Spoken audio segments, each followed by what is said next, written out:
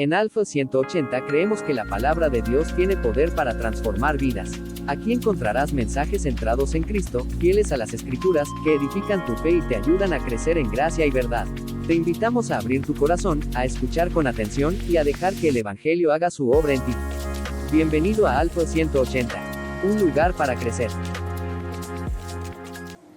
El día de hoy estamos terminando nuestra miniserie acerca de las finanzas.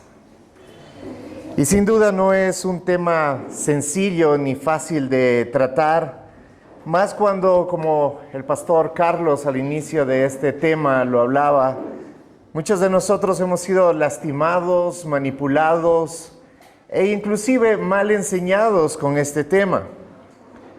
Entonces es complejo hablarlo de esto y tengo que ser honesto, es complejo hablarlo a mí este tema porque yo he estado en ambos lados de la situación, no solamente como miembro y como pastor, sino también como pastor que tergiversó este tema y como un pastor que arrepentido y redimido en la sangre del Señor, hoy entiende lo que es hablar sobre este tema.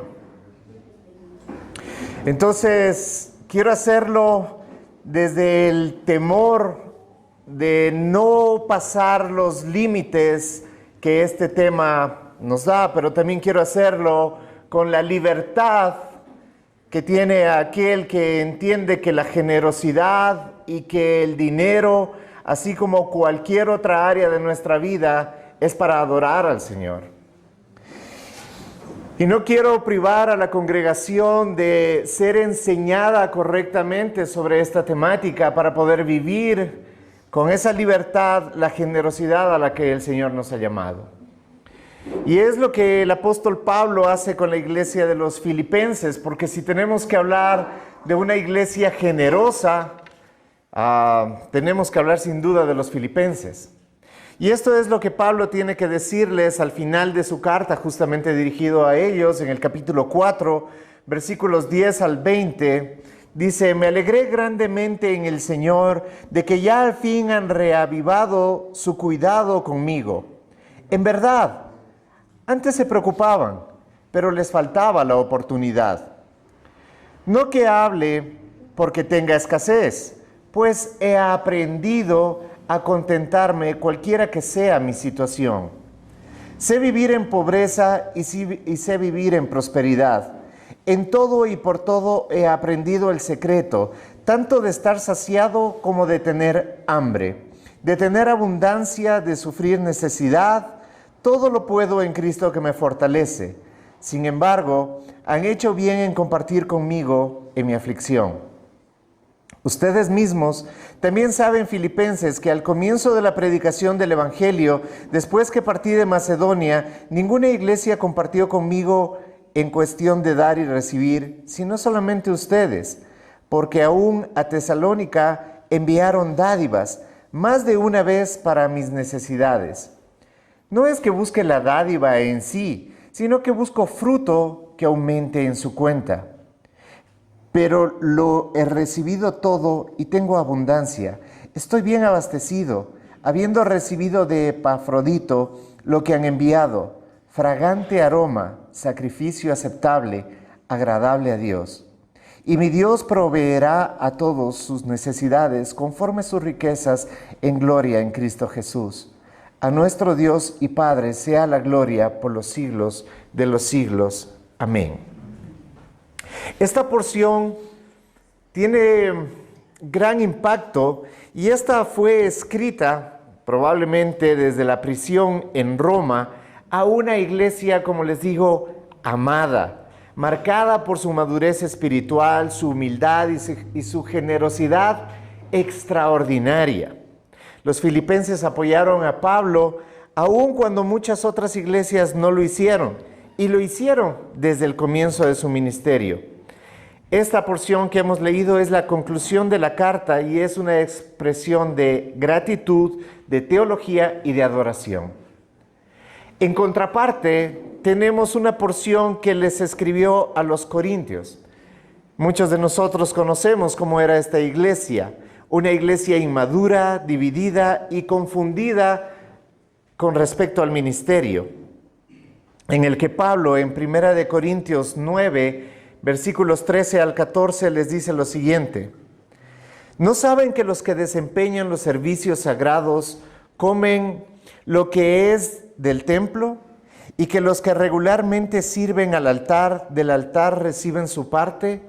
Así también ordenó el Señor que los que proclaman el Evangelio vivan del Evangelio.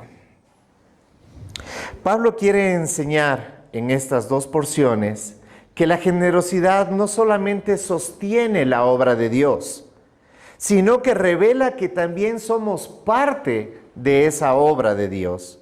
La mayordomía no es un acto administrativo, es un acto espiritual, fruto del Evangelio en el corazón de las personas. La idea que está poniendo el apóstol Pablo es que los creyentes sostienen la obra de Dios porque ellos mismos son la obra de Dios y esta se está formando mediante el Evangelio. La generosidad no nace de la obligación, sino de la transformación. Todos hemos experimentado momentos donde al recordar de donde Dios nos sacó, sentimos un profundo deseo de honrarlo. Hay días en los que uno mira hacia atrás y piensa y dice: Señor, no entiendo cómo me amaste así. No entiendo cómo me guardaste. No entiendo cómo me cambiaste. Y ese asombro mueve el corazón a gratitud. Pero también hay momentos donde vemos la obra de Dios avanzando, en vidas restauradas, en matrimonios sanados, en jóvenes encontrando su identidad en Cristo, personas escuchando el Evangelio por primera vez, y algo dentro de nosotros dice: quiero ser parte de esto, porque yo soy fruto de esto. Aquí aparece la tensión espiritual que este sermón tratará el día de hoy. ¿Por qué sostenemos la obra del Señor? ¿Es una obligación? ¿Por presión? ¿Por tradición? ¿O será acaso que es porque realmente hemos entendido que nosotros mismos somos la obra de Dios y que Él continúa haciendo en nuestra vida?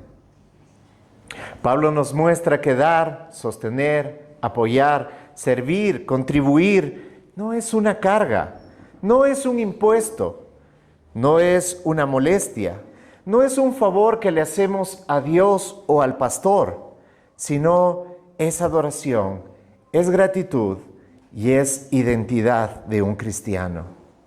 La generosidad cristiana nace cuando el creyente entiende: sostengo la obra porque yo soy la obra. Cristo me transformó, el Evangelio me alcanzó y ahora deseo que otros reciban lo mismo. Inclinemos nuestros rostros y oremos.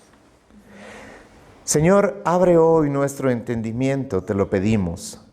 Haznos ver la belleza de tu obra y muéstranos cómo participar de ella con gozo. Que esta palabra no solamente informe nuestra mente, sino que transforme nuestro corazón. Te lo pedimos en el nombre de tu Hijo Jesucristo, nuestro Señor. Amén.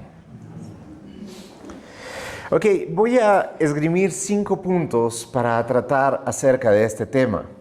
El primer punto lo veremos entre Filipenses, en el capítulo 4, versículos 10 al 12, cuando habla acerca de estos 3 puntos. Me alegré grandemente en el Señor, he aprendido a contentarme y sé vivir en prosperidad como en pobreza. Pablo comienza celebrando la preocupación renovada de los filipenses. No se trata de dinero solamente, no es que está alegre porque recibió un sobre con ofrenda, sino que se trata de amor, de comunión, de compañerismo en el Evangelio, lo que la palabra lo llama koinonía. Hay koinonía entre los filipenses y Pablo, en el servicio que hacen los filipenses y el ministerio del Evangelio que está llevando Pablo entre los gentiles. El contenido central es un contentamiento cristiano. Esta palabra contentamiento la hemos tratado en otras ocasiones, pero vale la pena recordar acerca de lo que es. He aprendido, dice. He aprendido es un verbo que implica un proceso pedagógico profundo. No es solamente, yo lo sé. No, sino que Dios a través de las cosas que Pablo tuvo que vivir, pues le enseñó. Fue una pedagogía en su máxima expresión. Fue profunda, fue clara, fue concisa, fue transformadora. El aprendizaje tiene que tener ese propósito, transformar. ¿De qué sirve aprender y continuar siendo igual? ¿De qué sirve saber algo, pero continúo haciéndolo a mi manera? Porque es más cómodo, porque me resulta mejor. No, lo que hizo Dios en este aprendizaje que llevó en la vida de Pablo, fue algo transformador, algo que dio como resultado el contentamiento. Y el contentamiento no es resignación, no es bueno, tengo contentamiento porque así es la vida, ¿qué más me toca? No, contentamiento quiere decir un gozo en cualquiera que sea la situación. Cuando hay pobreza, ¿quién puede gozarse en la pobreza? Pues Pablo lo hacía, ¿por qué? Porque él tenía contentamiento, porque él aprendió de que su felicidad, de que su bienestar, de que su estado de ánimo, de que sus situaciones no depende del contexto a su alrededor, sino de quién es su piedra angular para la vida. Sé vivir implica experiencia, implica haber pasado las situaciones. No es que Pablo está hablando como aquel que nunca lo pasó, como aquel que simplemente leyó en los libros acerca de la pobreza, de la dificultad, de las cárceles, de la persecución. No, él lo vivió cada una de esas cosas. Él compartió el ministerio de Jesucristo en cuanto a la persecución, en cuanto a la promesa que el mismo Señor Jesucristo hizo a cada uno de los que le seguirían a él. Que vendría la persecución, que vendría el odio del mundo sobre aquellos que seguirían a Jesucristo. Y Pablo lo experimentó. Sé vivir. Y luego he aprendido el secreto. La palabra mieo, que es de donde se traduce, usada para una iniciación profunda. Es como cuando no tenemos esta costumbre en nuestro medio, pero en muchas universidades norteamericanas sí tienen una iniciación para entrar a una fraternidad. Y suelen hacerles hacer cosas bastante complejas, difíciles, hasta cierto punto humillantes. Y no estoy diciendo que así necesariamente tenga que ser en el Evangelio, pero lo que estoy diciendo es que tiene algo que ver muy, muy profundo, ¿sí? En el caso del Evangelio, es un aprendizaje espiritual intenso. Por eso debe ser que Pablo en más de una ocasión estaba hablando acerca de ser transformados. E inclusive en alguna ocasión lo dice muy puntualmente, ser transformados en nuestra forma de pensar. Porque ¿cómo pensamos en este caso puntual que estamos hablando acerca de la ofrenda, de la generosidad, del dinero? Nuestro pensamiento del dinero tiene mucho marcaje. Primero partiendo desde la cultura latina. Como latinos hemos vivido escasez. Sea cual sea la situación, el mundo latino ha tenido que pasar escasez. Escasez producida por muchas cosas. Desde nuestra propia idiosincrasia, que pasa por la corrupción, el robo, la picardía y tantas cosas, hasta por el hecho mismo de ser un país, como lo llaman hoy más modernamente, en vías de desarrollo, que en otros tiempos lo llamábamos país tercermundista pobre. y que realmente habría que evaluar qué es pobreza y qué no, pero en todo caso tenemos que darnos cuenta de que en nuestro ambiente ha sido así. No, generalmente no hemos crecido ni en opulencia ni en nada por el estilo. Luego, si nosotros hemos tenido algún tipo de contacto con el, no sé si llamarlo cristianismo, porque no es cristianismo, a través de YouTube en el que se te ha enseñado de pastores, que tampoco creo que deberían llamarse pastores, más bien ladrones o siervos de Satanás, que han utilizado un espacio como este para robarle a la gente y traer riqueza para ellos mismos, para decir que la bendición es tener riqueza, cuando ya hemos sido bendecidos con toda riqueza en Cristo Jesús. Esa riqueza de tener lujos, es que yo para llevar el evangelio necesito un avión o necesito un carro de tal características.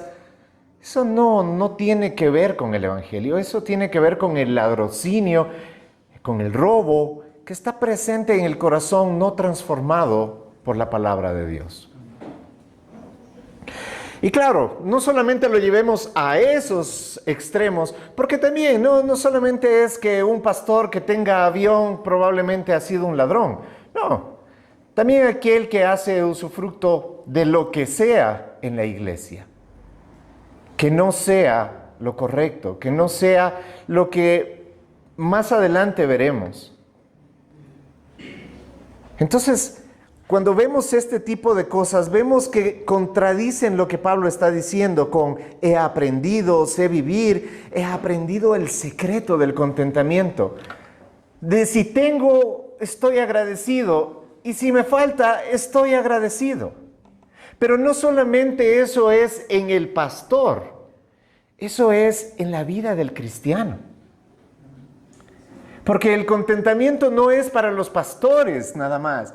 El contentamiento es para el cristiano. Porque ¿cuál es nuestro trasfondo cuando nosotros hemos visto todo esto de YouTube? Decimos, estos son unos ladrones. Sí, pero ¿cuál es el corazón que se genera también en nosotros? El de entonces yo me quedo con lo mío, porque si alguien me va a robar, mejor me quedo con lo mío. Mejor me quedo con mi parte, y perdemos la oportunidad de participar en el ministerio de la generosidad. De que nuestro corazón transformado por el evangelio también pueda ser transformado en esa forma de pensar con respecto al dinero. Porque también tenemos que acordar que como así hemos aprendido muchas cosas malas acerca del dinero, y muchas cosas como es que si no trabajo, entonces ¿de qué vivo? Y cosas por el estilo, que tienen un cierto sentido, pero que quitan nuestra confianza de aquel que es nuestro proveedor. Y no estoy poniendo simplemente, Él es nuestro proveedor, confía en Él y deja de hacer las cosas. No, tienes que trabajar. El que no trabaje, que no coma, dice la palabra. Pero aquel que trabaja y tiene su corazón en confianza en el Señor, debe saber que su sustento le es suficiente. No, tal vez no tienes todo lo que deseas, pero tienes todo lo que necesitas. Y ahí debe estar nuestro contentamiento. Porque el corazón del hombre siempre va a desear más. Nunca se contenta. El corazón del hombre es engañoso y es voraz. Siempre quiere más. Así que aquel que dice, no, ya cuando tenga lo suficiente comenzaré a ser generoso, jamás será generoso, porque su corazón jamás tendrá suficiente, a menos de que haya tenido el contentamiento del Señor. Alguien decía que el corazón regenerado es un corazón abierto. Un creyente generoso es alguien que reconoce, yo era pobre en espíritu, Cristo me hizo rico. Yo estaba vacío, Cristo me llenó. Yo vivía en necesidad y Cristo me sostuvo. Por eso cuando damos, no damos desde el vacío, sino que damos desde la plenitud en Cristo. En el hogar, pues tenemos que ser generosos con el tiempo, con la paciencia, con el perdón. En el trabajo debemos ser generosos con la excelencia. No sé si lo habías pensado alguna vez así. Y en la iglesia debemos ser generosos con el servicio, con el talento y con los recursos también. Cristo es el modelo perfecto del contentamiento, pues Él en Juan 4:34 dice: mi comida es hacer la voluntad del que me envió. Él no está hablando acerca de su propia satisfacción, Él está hablando acerca de hacer la voluntad del que le envió. ¿Qué es tu contentamiento? ¿Podrías decir igual que Jesucristo: mi contentamiento es hacer la voluntad de mi Padre que está en el cielo? ¿O mi contentamiento es tener el carro, la casa, tener para los regalos de ahora de Navidad, para tener para el pavo? ¿Dónde está tu contentamiento? Porque si no tienes eso, en cambio, ¿cómo te sientes? Por eso puedo entender el contentamiento de Pablo. Así como Jesucristo se contentaba en hacer la voluntad de su Padre, Pablo se contenta en hacer la voluntad de Jesucristo. Y ahí tiene su contentamiento. Ahí podemos entender por qué, estando en una cárcel en Roma, él puede escribir con palabras de agradecimiento y de contentamiento. Porque nadie creo que diga: oh, mi contentamiento es estar en la cárcel. De ninguna manera. Nadie creo que pueda estar contento en la cárcel, a menos de que deje de ver su situación y vea propósito. Deje de ver su situación y vea propósito. Por otro lado, como segundo punto, tenemos que tomar en cuenta que somos parte viva de la misión que sostenemos. No solamente es la misión que sostenemos como algo alejado, sino la misión que sostenemos de la cual nosotros somos parte y somos fruto. Por eso en Filipenses 4, 14 al 16, haciendo una paráfrasis, dice: han hecho bien en compartir conmigo. Al comienzo de la predicación ninguna iglesia compartió conmigo, solamente ustedes. Eso es lo que diría en resumen. La palabra compartir es participar juntos de la misión, cargar algo como equipo. No solamente te doy algo y vos ves lo que haces. No, de ninguna manera. Es ese trabajo en equipo de sentirnos parte, de ser parte de esa misión a la cual Dios nos encomendó y de hacer discípulos a las naciones.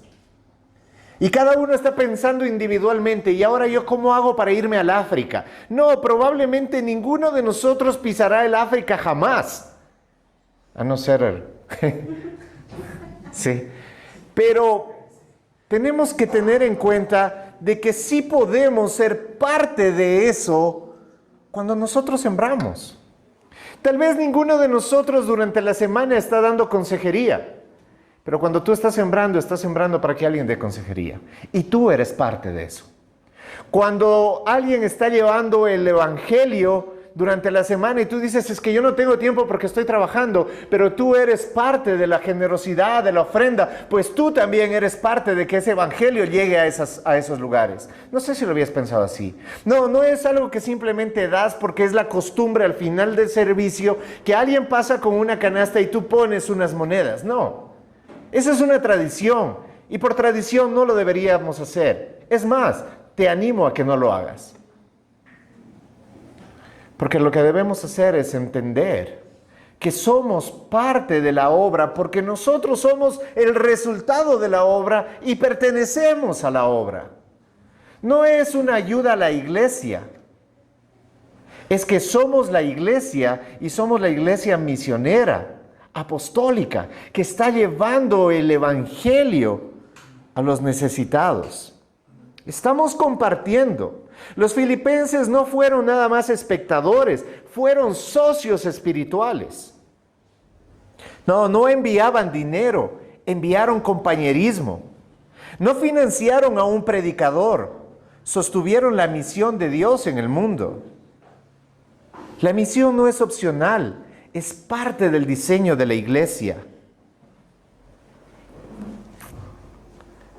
Cuando sostienes la obra de la iglesia, no estás ayudando al pastor. Estás participando en cada discipulado, en cada matrimonio restaurado, en cada joven alcanzado, en cada predicación predicada, en cada alma salvada, y así en cada situación. La iglesia local es la plataforma donde Dios nos une a su misión. La misión es de Cristo. Él mismo dijo, yo edificaré mi iglesia. Cuando tú sostienes la obra, sostienes lo que Cristo está edificando. No me malentiendas. No es que Cristo no lo puede hacer si tú no lo haces. Cristo lo hace porque ya lo hizo en tu vida y como resultado de eso tú estás siendo parte de lo que Él sigue haciendo. Como punto 3, nuestra generosidad es fruto espiritual que honra a Dios. En la porción de Filipenses 4, 17, 18, lo dice de esta manera: no busco la dádiva, busco el fruto que aumente en la cuenta de ustedes, un olor fragante, sacrificio aceptable, agradable a Dios. Pablo usa un lenguaje sacrificial. Tal vez es una palabra que no la entendemos muy bien nosotros, pero es algo que lo entendían muy bien las personas a las cuales él estaba hablando en ese momento. Cuando hablamos de fruto, estamos hablando de una evidencia visible del Espíritu. No hay frutos escondidos. Los frutos inclusive te ayudan a identificar qué tipo de árbol es. Tal vez tú no has conocido nunca un árbol de naranjas, pero cuando ves su fruto sabes que ese es un árbol de naranjas. Así con muchos árboles. Pero no solamente hablamos de fruto, sino que también el apóstol Pablo habla en contraparte o haciendo referencia a lo mismo de un olor fragante que hace... ¿Cuántas cosas tú puedes identificar por el aroma y no necesariamente porque lo ves? Lo que está mostrándonos es que este lenguaje sacrificial tiene que ser algo notorio, porque si bien es cierto, la ofrenda es un acto de generosidad voluntaria, la palabra sí nos muestra de que esa generosidad voluntaria es un sacrificio. ¿Por qué? Porque va en contra de nuestra naturaleza. Nuestra naturaleza como humanos, como latinos y como haber experimentado o conocido de cosas horribles que se hacen o se manipulan en cuanto al dinero. Pero dejando a un lado a eso, yo tengo que ver lo real que hay detrás de la ofrenda y que es ese corazón transformado, ese agradecimiento a Dios. Y no porque Él necesita nuestro dinero, sino porque es una muestra de un corazón transformado. Porque el corazón transformado es generoso. Y ese corazón transformado no se transforma así. Nos encantaría que pase así. Pero cuando hemos aprendido acerca de la santificación progresiva, que fue uno de los temas que hablamos anteriormente, pues entendemos que en esa santificación progresiva hay muchas cosas en las cuales Dios ha obrado. Hay cosas en las que Dios nos ha dado herramientas y esta es una de aquellas en las cuales participar de la generosidad significa sacrificialmente renunciar a algo que a mí me suele dar seguridad. Porque mi dinerito en la cuenta, en mi bolsillo, me garantiza muchas cosas. Pero mi desprendimiento muestra mi confianza en aquel que ha dicho que nada me faltará. No está haciendo una promesa manipulatoria de dame y yo te daré. No se trata de eso. Ven y pacta con el Señor, como decía el pastor Carlos haciendo una representación. ¿De cuánto? ¿De 1000? ¿De 500? ¿De 100? ¿De cuánto quieres pactar para que el Señor a sí mismo te prospere? No, eso es un acto de latrocinio. Un acto de confianza es, Señor, yo confío en ti y veo el resultado de la obra porque yo mismo soy resultado de esa obra. Y yo quiero ser parte de la obra. Y lo hago. Y lo hago conscientemente, lo hago sin obligación, pero sí lo hago con un sacrificio.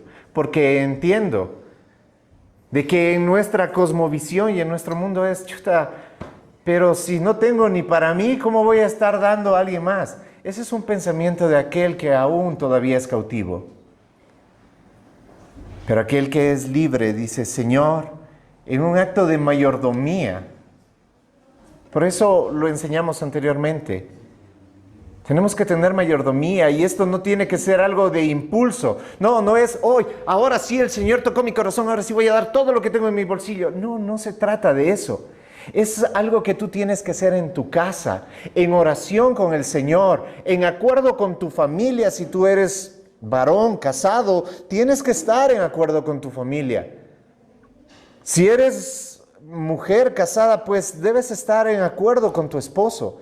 Si eres hijo, pues cada uno según la circunstancia. Pero la cosa es que cada uno debe exponer esto delante del Señor, delante de su familia y decidir hacerlo.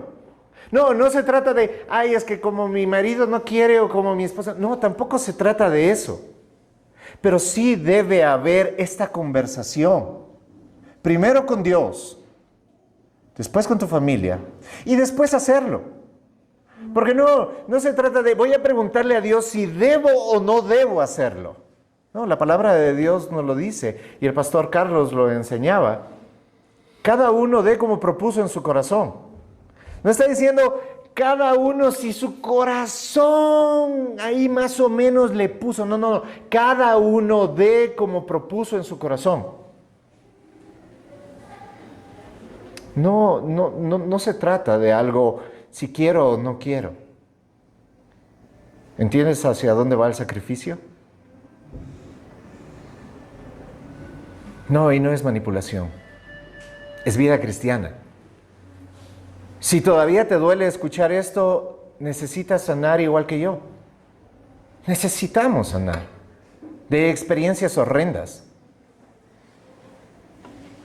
Pero necesitamos vivir en la generosidad de un corazón transformado. Porque eso es lo que se espera de un cristiano. Porque eso es lo que realmente muestra un fruto de olor fragante, algo que se evidencia, algo que se ve. Pablo interpreta la generosidad como adoración. Y no es el punto subjetivo de Pablo, es la revelación del Espíritu Santo en la vida de Pablo. La generosidad no compra bendiciones, muestra las bendiciones que tú ya has recibido. Tal vez no lo entendiste. La generosidad no compra bendiciones, muestra las bendiciones que tú ya has recibido. ¿Y quién de nosotros podría decir que no ha sido bendecido por Dios? De una u otra manera. Pues estas bendiciones en la vida diaria están dadas en generosidad en el hogar. Ese es un acto de adoración. Generosidad hacia el pobre, ese es un acto de adoración. Generosidad con la iglesia, ese es un acto de adoración. Generosidad con la misión, ese es un acto de adoración. Cuando das, no estás perdiendo, estás adorando, querido hermano. Cristo es la ofrenda perfecta. Nuestro dar imita su entrega. Quien no se aferró a ser Dios, sino que se despojó. Pues cuando nosotros ofrendamos, pues estamos participando o imitando esa entrega. Nuestro sacrificio apunta a su sacrificio. Charles Spurgeon dijo, Dios no mide la cantidad, mide el corazón. Eso es algo que tenemos que tenerlo muy claro. La iglesia de Filipenses, queridos hermanos, era pobre. Lo dice la misma palabra de Dios, pero era rica en fe.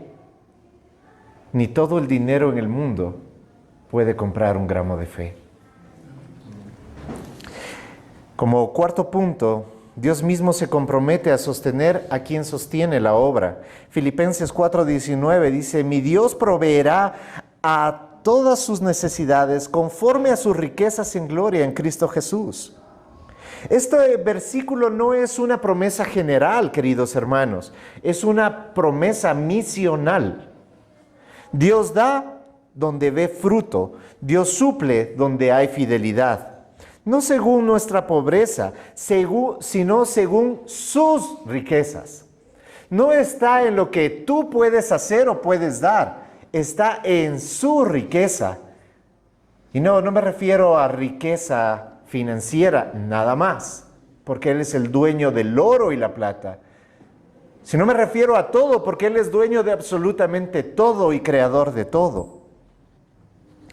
Pues este es un estándar celestial, no es un estándar terrenal. Dios es dueño de todo, Él sustenta a los suyos, su providencia es perfecta.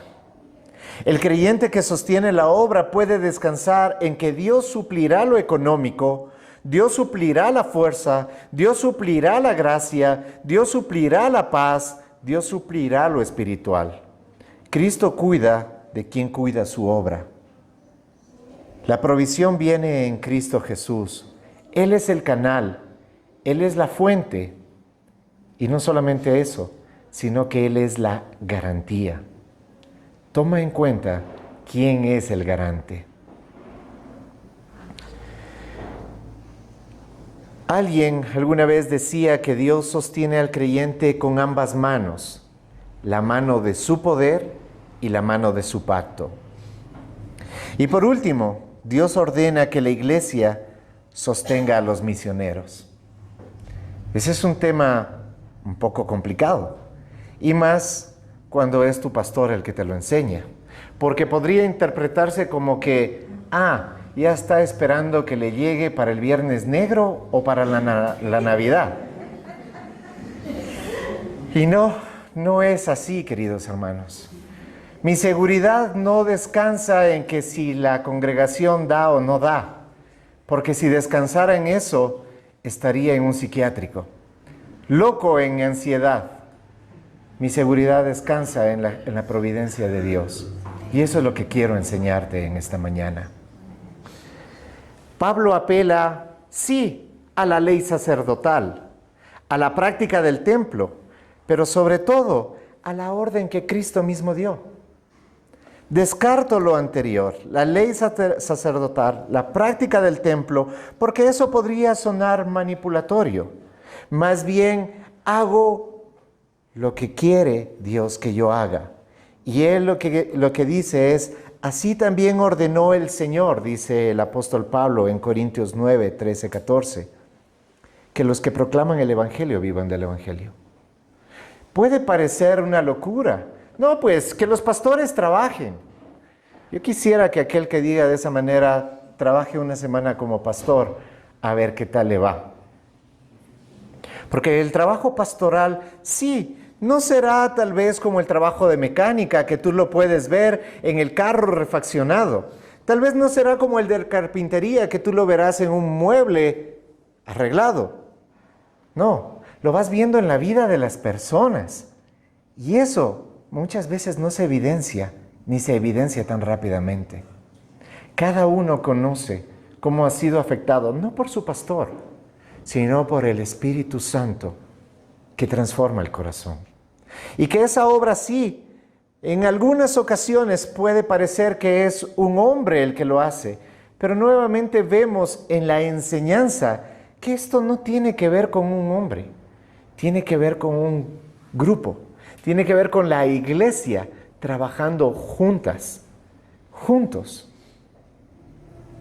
Algunos ofrendando recursos, otros ofrendando tiempo, otros ofrendando talentos, otros haciendo con lo que hay la tarea en el templo, fuera del templo, para el templo. Y cuando hablo de templo, no me estoy refiriendo a un lugar, me estoy refiriendo a lo que ya sabemos nosotros. Nosotros somos el templo del Espíritu Santo. El principio es claro, la obra de Dios se sostiene con el pueblo de Dios. Los reformadores insistían en el sostenimiento pastoral como un mandato divino, no como una costumbre cultural. Alguien alguna vez dijo, Dios no llamó a los ministros a preocuparse por sobrevivir, sino a dedicarse al Evangelio. Aquel que trabaja en un trabajo secular está preocupado de cómo en su trabajo lo puede sostener. El pastor no puede estar preocupado de cómo su trabajo lo puede sostener, sino en el trabajo del Evangelio. No lo mueve el dinero, lo mueve el Dios que transformó su corazón, así como a ti, Dios te transformó el corazón. La iglesia madura ora por sus pastores, sostiene su vida, honra su dedicación y participa en la misión. El buen pastor cuida a sus ovejas mediante pastores humanos. El buen pastor cuida a sus ovejas mediante pastores humanos. No estamos haciendo el trabajo de Jesucristo.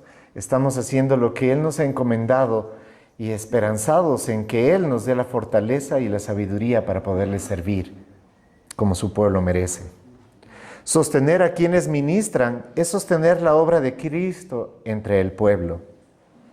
En la iglesia primitiva, los creyentes vendían sus bienes para que nadie tuviera necesidad. No estoy diciendo que tenemos que hacerlo de esa manera. Estoy hablando acerca del entendimiento y el compromiso que debe existir en nuestras vidas para hacer lo que sabemos que es correcto, aun cuando eso golpea nuestro pensamiento y nuestro corazón. Esa no era pobreza. Pobreza no era que tenían que vender. No.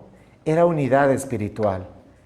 La enseñanza no está apelando a que ahora sí vas a tener que dar a la iglesia. No. La enseñanza va orientada hacia que debemos estar unidos espiritualmente en la obra que Dios nos ha llamado a hacer, querida iglesia. La generosidad cristiana no nace de la obligación, nace del asombro en la obra de nuestro Salvador, nace del Evangelio en entender y haber sido transformados por ella, y nace en Cristo mismo, en saber que Él mismo ha sido ejemplo de despojarse y de entregarlo todo. Somos generosos porque Cristo es generoso. Sostenemos la obra porque Cristo nos sostiene. Damos porque Él nos dio primero. Servimos porque Él nos ha servido a nosotros. Amamos porque Él nos ha amado a cada uno de nosotros. Sostenemos la obra porque somos la obra. Somos evidencia viva de la gracia de Dios. Y cuando un pueblo sostiene la obra del Señor, Dios mismo se encarga de sostenerlos a cada uno. Amén. Pongámonos de pie, por favor.